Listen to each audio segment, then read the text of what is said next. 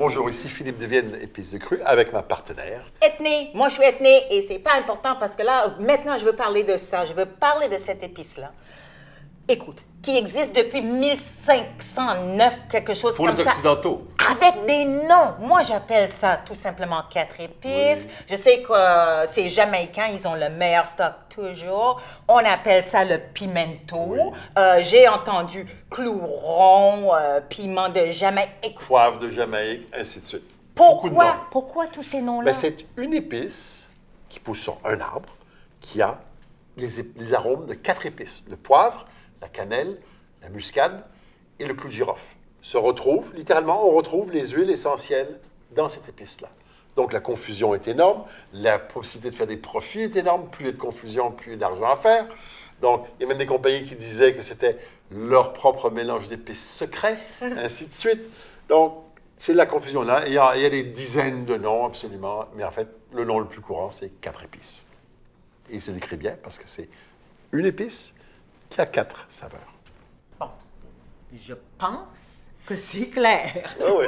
Mais on parle de tout ça, mais on n'a pas parlé de la qualité. Ah ben oui, c'est sûr.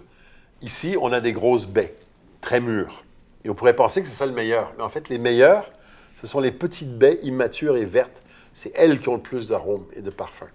Et en Jamaïque, où il y a une vieille tradition de faire ça, parce que littéralement, les Indiens de la Jamaïque, il y a des milliers d'années, frottaient cette épice sur leur viande, la faisaient fumer tranquillement, et ça leur permettait de la préserver.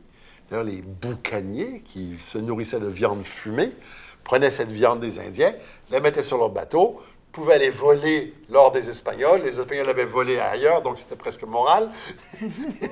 Et ils pouvaient manger de la bonne viande pendant longtemps.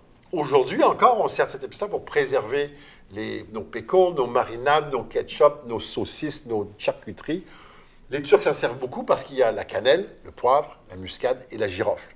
Donc, mettre un petit peu de cette épice dans un plat, c'est rajouter un soupçon de ça. Et on peut le faire dans notre cuisine à nous. Quoi?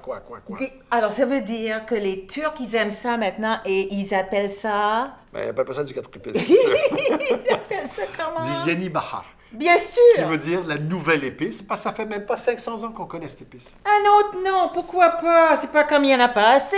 Puis on en ajoute, hein? Et on va sûrement en découvrir d'autres dans le futur.